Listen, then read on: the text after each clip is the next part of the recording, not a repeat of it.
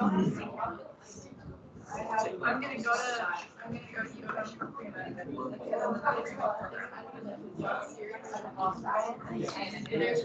So I did that. Years of film training.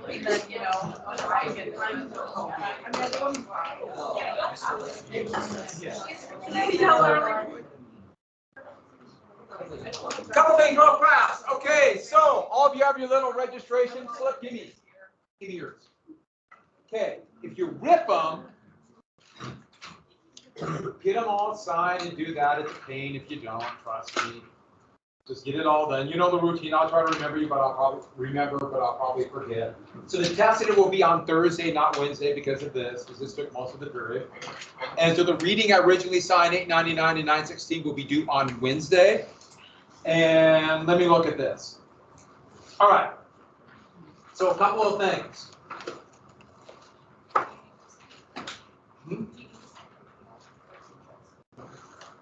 I do not need to sign. Nope. We used to, and years ago I changed my mind on that. And that was many years ago, about 20. And a couple things that are really quick. Sign up for every class you want to take. Sign up like you're taking a full load. Do not sign up like you're going to get out at noon, because that might not happen, and you might seriously regret that. And by the way, he's true. He's telling the truth about one very important thing. You'll never have another opportunity like this again. This will never happen again, where you can take all kinds of good options. I mean, look at all the great electives we have out there. It's kind of shocking how many good electives we have. And also, one more thing. Do not worry about, I meant to give you. Do not worry about if there's a conflict right now. They change the schedule every year. And especially for electives that have singletons, do not worry. If there's a conflict this year, it doesn't mean there won't be a conflict next year. And you know what? If there is a conflict, whatever, you pick one and go on. But sign up for the classes you want to take. So let's pay attention up here really quick. Let me tell you really quick what the history ones are. First off, you guys would be making a terrible mistake if you don't take AP Government. I can't imagine you would probably, can't imagine you won't do very well in it. The class does not have the breadth of information as this class, just because it's a different class, so that allows a little bit more in depth. And I frankly believe you guys would not like, I guess now they're calling them American Studies too, but whatever they call it. I think it's kind of funny they changed the name, but I think you guys would be bored. And not because they don't do a great job. They do a great job. You're used to something more. And I think you would expect more. Secondly, let me quickly tell you about the social studies electives. So let's not fill this out right now. Let's pay attention up here. So let me tell you very quickly about the social studies electives, because this is the only opportunity you might get to know them. And so a couple ones that you might have already taken. There are a couple seniors occasionally take AP European History, and I would highly recommend it. If you didn't get a chance as a sophomore, it's a very good class. And it's a good opportunity to take an AP class. And heck, the thing about history, if you pass the AP exam, that is, 10 credits at the university or MSU and 8 credits at UM and through their system. That's a lot of credits. It's 6 at Carroll. Because everyone counts their credits. But I would highly recommend that. Same thing with AP Human Geography, even though a lot of you have already taken it or taken more cultures. But if you're thinking about it, take that. A couple more things. But the electives we also offer is we have, don't ask me why, but psychology is part of the social studies department. I have no idea why, and it's just always been that way, and it always will be, my guess is. So they have Psychology 1, and I think it's called Advanced Psychology, is that right? And Mr. Ramp teaches that. He's awesome. He has a social studies degree too, and also teaches business, but he teaches that. And especially if you're interested in a little bit more in depth of that science, please take a look at that, especially Psychology 1. I think that class could be a lot of fun.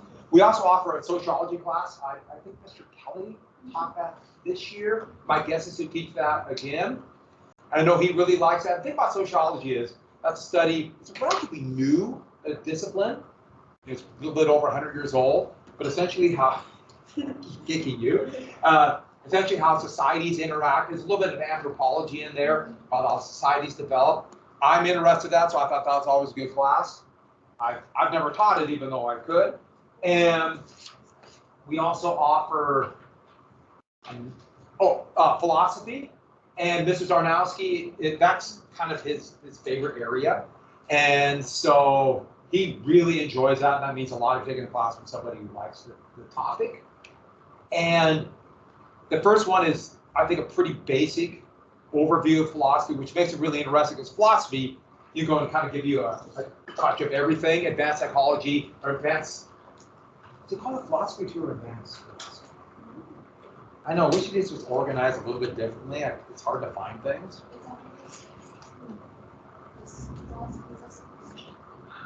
Huh. Well, but setting the lookout for, but they're both singletons. And two other classes we have, the two classes I teach. One is, we call Western Civ, but we want to do a little bit more of a world component second semester, so we're calling it World History now. And the thing about world history is it's listed as a one-year class, but you can take 1 year or take either semester, so be for half a credit. So it's a good elective opportunity. But the thing, what I do is first semester is I really focus on ancient civilization through the Middle Ages, which you really have just a tiny little touch of in world cultures. They call it world studies now. No one tells me. I don't go to those meetings. But I really focus on everything from like ancient Sumeria, ancient Egypt, Greek history, Roman history, which I love, and the Middle Ages. And so it's supposed to be a college prep, a little bit of writing, but it's significantly less strenuous in here. That's class I look at to have fun because I really enjoy that era of history. Second semester will be modern history, and that one, since there's so much happening, I'll kind of pick and choose little bits of, a little bit of European history. Got like just slide a few wars in there mixed in, but then a little bit of Chinese history, a little bit of Indian, Japanese, and Latin American and African history. So that one's kind of a mix. I kind of pick and choose. That one would be a little bit more also research on your own. And so one semester or two, somebody I think would really like that class. And the last one is special topics in American history. And that's another class I teach. And the thing about special topics is I give everyone a list of terms or a list of topics, and I'll let you vote on it. Because the whole idea about that is we can never really go into great detail in a survey class like this. You have to go very quickly. And so I let you vote, and then I count the votes. And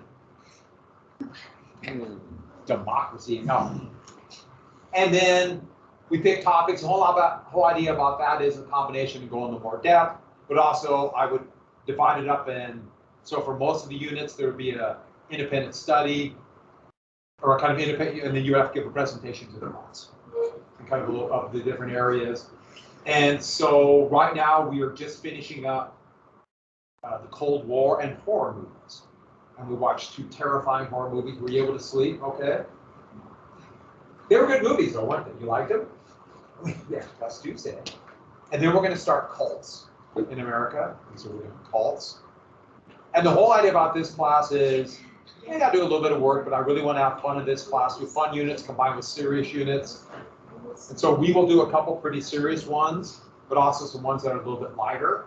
And we're finishing with history of rock and roll. I think some of you people would really like that class. But anyways, take as many electives as you can get, I remind you. Don't skimp.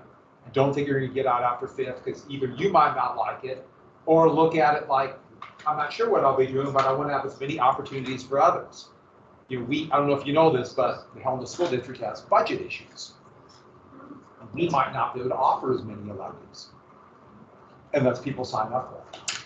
And so it's a real crisis. So I told you the social studies ones, but we have a lot of great electives. And you think about electives, these are by teachers who know the subject and really want to do them. And I would highly recommend taking as many as you can get. And if you haven't taken a foreign language, take a foreign language. I really wish I would have done that earlier. I just didn't. I had too many classes in high school. I had to take 2 years of German in college, and it was really hard because I didn't have any background. The younger you are to take a foreign language. I'm very jealous of my nephew who came to class the other few weeks. We just turned 16, but he can speak 3 languages. He kind of can speak 4.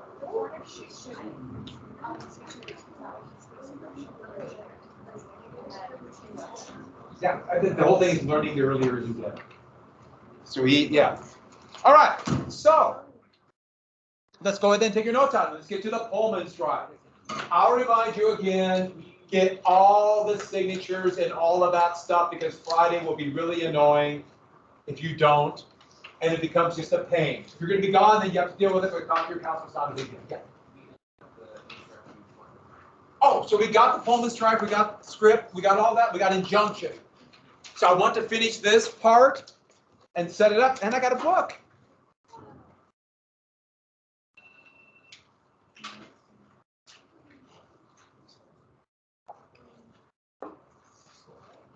Ah, there we go. I found what I was looking for.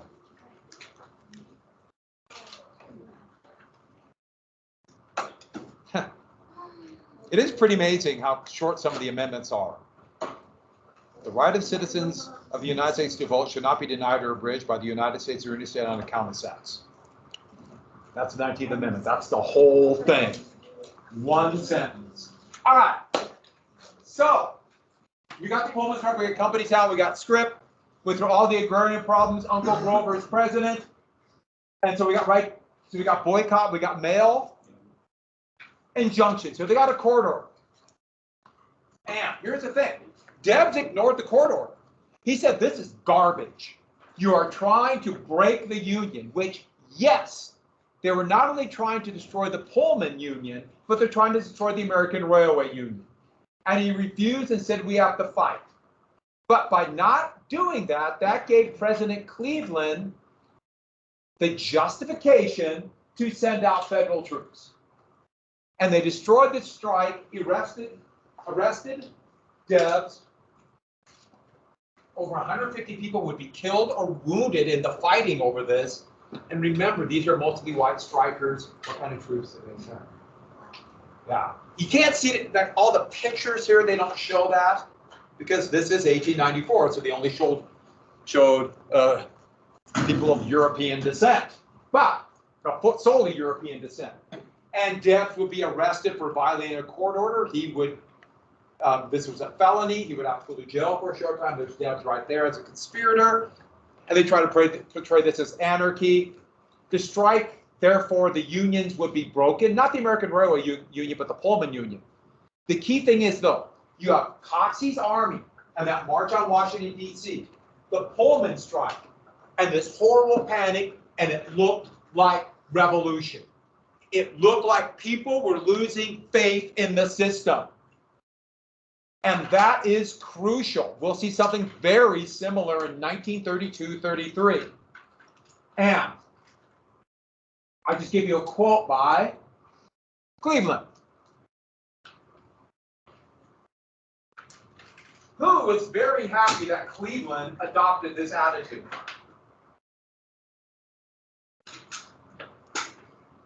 Everybody who wanted to break a union loved Cleveland. Uncle Grover. Debs, on the other hand, this strike would convince him that capitalism was inherently flawed, and he would become a moderate socialist and a leader of the American Socialist Party and become a very important political figure. No, he would never be elected for president, even though he would run 4 times. But he gave an alternative vision. And democracies do not function without a choice. Whether you agree or disagree, this set up different stages. And it will push one of the parties especially further that direction. For a while, both parties. And so here's Debs speaking in 1918 against the war. Here's the platform. This is his poster for the 1912 election. And here is an anti-Debs mocking him with the crown, with the savory crew of characters, and you notice anarchy, the bomb-throwing anarchist threat to him. So, 1896 is going to be one of the most important elections in history. That is why I've been saving this pig dog creature for so long. The pig dog creature that's been looming behind. So this was a map of the United States, and this was for the populists. And what the populists said was, we give you a choice. We give you an alternative answer to the problems we have. Bob, I've been waiting for this all day. Thank you. Yes, sir.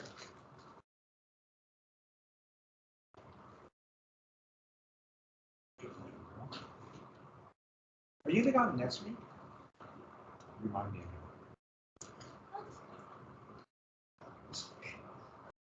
It just popped in my head. So, oh, look at this. Silver. Free silver was a slogan more and more for just the populist platform. Not just inflation, but everything else. So this applied to the populists think they can sweep all of these states. Now, because of the industrialists controlling the political process here, they don't think they can win here, so they'll stick with the gold standard. And so the fight for the election will be here. And so it's implying that the bulk of the country is with the populists. Now, this is, of course, misleading.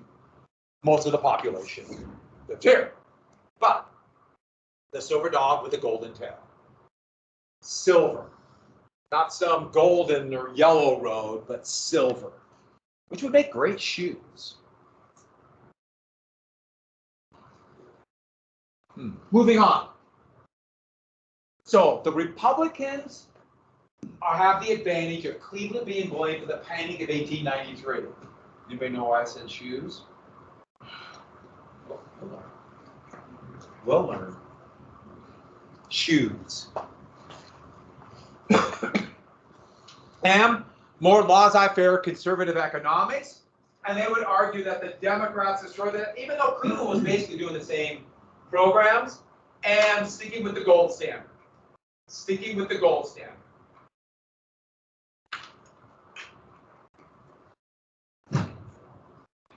McKinley was the one whose name was on that tariff that implied it would be a small tariff, but actually was an increase in the tariff. And he had been cultivated from being senator to governor of Ohio. He looked like the way a president was supposed to look at this time. I mean, he had that look. That's what people wanted in a president. And to signify conservative economics, more and more it would just simply say the gold standard. Gold meant stability. You know what your money is worth because you can hold on to gold. It's hard. It's not soft like currency you can flex. That's why they called it hard money, implying that it was more secure. Now, if anybody knows anything about currency, it's actually significantly less secure, but it didn't seem like it if you don't think about it a lot. And so that was McKinley, his platform. But the big thing about McKinley was he was a solely owned entity of Marcus Hanna, the Republican boss of Ohio. Hanna had been working with McKinley, had been growing him, cultivating him, controlling him. And everybody knew McKinley was a solely owned entity of Marcus Hanna. This would be the height of the Ohio machine's power. Now, at the end of the decade, the Republican Party was really trying to push this idea that we are the successors to Lincoln and Henry Clay. Remember Henry Clay? Now, it's much more complex than that, but that's what they were saying. And so here's Henry Clay in the black background. And this is how they draw Hanna. And you know, it's little dollar signs everywhere. And it says that, and he's talking to, look how they draw McKinley. That man Clay was an ass. It's better to be president than to be right. Meaning, it's better to have the power of being a president than to be honorable. Now, Clay wasn't always honorable, but what the heck, this is a reputation. Look how they draw him. McKinley had the reputation, by those who knew him, of being kind of spineless and a dullard. What's a dullard mean? Not very bright. Dull-witted. What's spineless mean? He gives easily. Huh? He gives easily. Yeah, whatever you tell him to do, he'll do. Now, it wasn't 100% true, but that was McKinley's reputation. But that's kind of perfect if you're the person controlling him, isn't he? That's only relatively small circuits. They always draw McKinley as kind of a dummy. The Democrats are in kind of disarray. the Democrats. First off, who's this again? That's Ruth. Remember baby Ruth? So, Cleveland wanted to get the nomination again.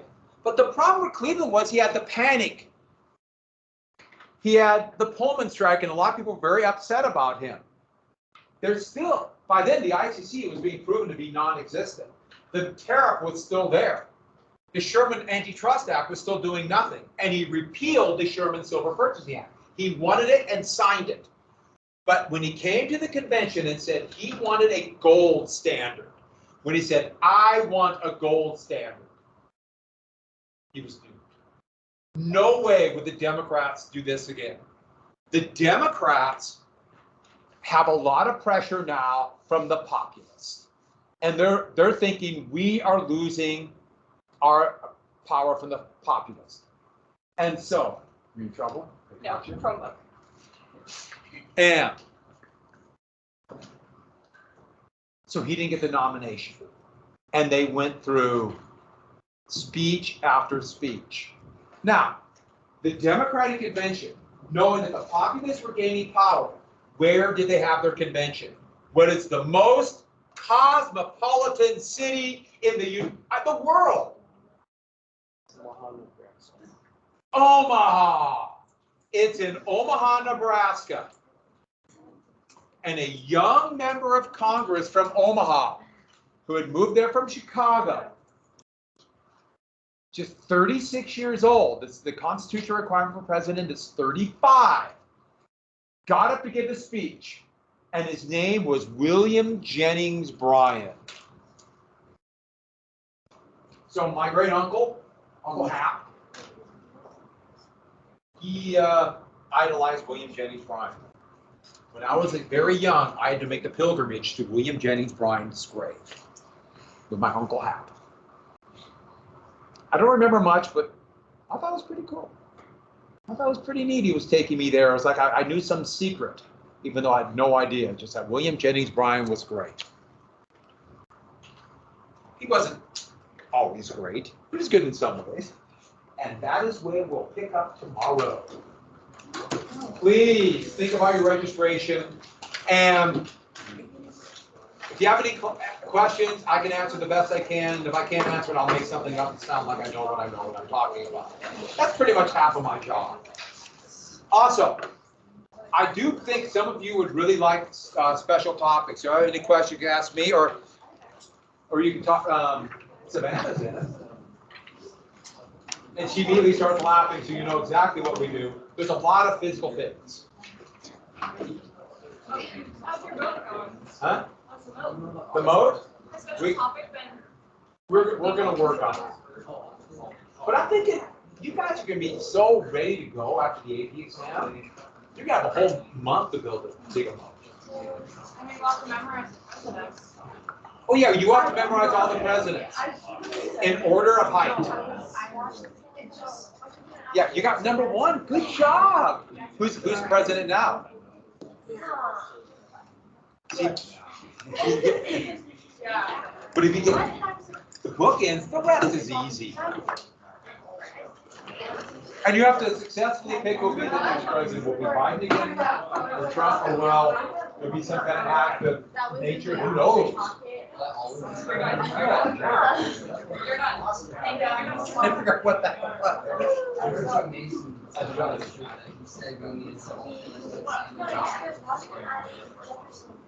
Huh? So, not even talking about what you guys have to do. Would you ever trust Mason with anything? Thank you.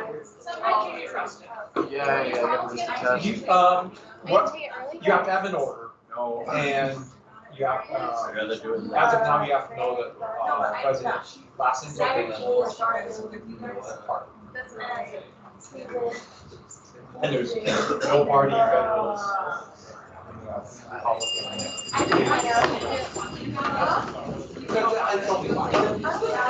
Goodbye, everybody. Right when you find work, hang by your thumbs. Where'd you go? Where are you? Oh, I know. Yep, talk over it.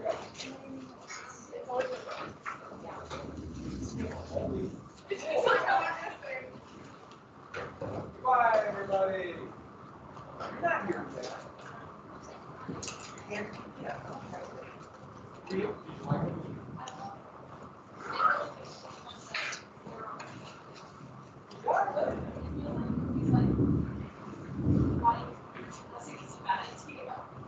That's actually a pretty valid point. Yeah, that's actually makes it really scary.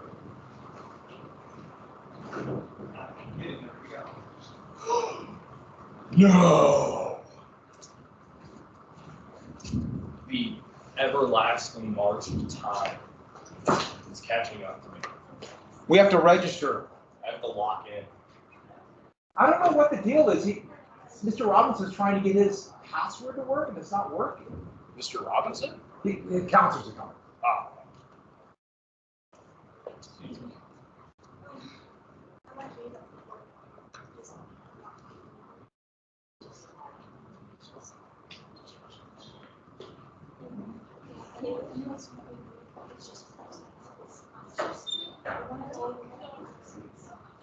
Yeah, right.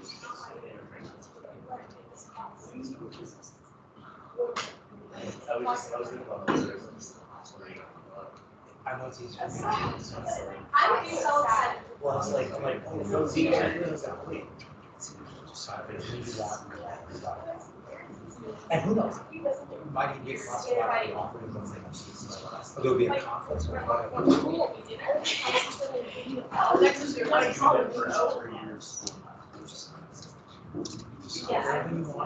And then worry about, sign up for every class you want. Sign up for every class. I'm so nice.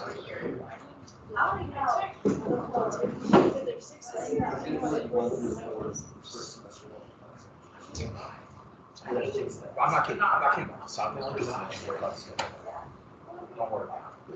I know that's easy for me to say, and I know you want to get certain things and you really like them. Yeah. A little like we got registration today, so not a lot to do today. Registration takes about 2/3 of the period, and then we'll. But the test will be Thursday, everybody. Remember I said Wednesday, if you have short through to Thursday. If there's any conflicts, don't worry about it. We'll figure it out. So I'll make it. What's going to be on Tuesday? I'll make it wrong. Everything's possible. Oh, that's the We had like we had like. That was the same idea that this one had. So now I gotta have 2 inputs. Yeah. And a quiz. Or no, I don't know. Yeah, we planned. We get together. I just have my math. It'll be. Oh, it took him. Yeah, no, well, I know that guy. because it's black, everyone has to like double take it, like take a second. I have a sticker of Ed Norford too, you know him? Of course I do. Yeah. Why do you have him? Like, sure. You got your coaches for What? so for CrossFit 3 and Track. track. Yeah. Yeah, well, right now it's track. And why Mr. Sport? He's my math teacher. Actually, he was more of an acquaintance, he didn't teach a whole lot. But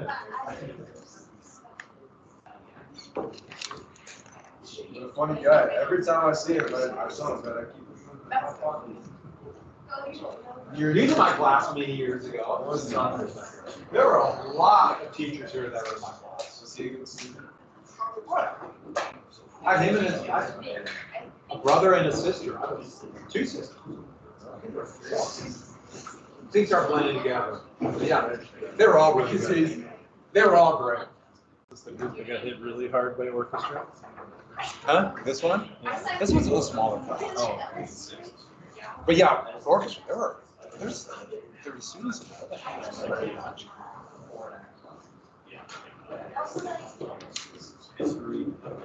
Yes. What's that? You get this. Let me get off. You want to try again, or you want me to move that registration screen up on my Yeah, screen? we'll put the Capital High website up there. That is so weird. It is weird. Oh, just a second. You got 10 minutes.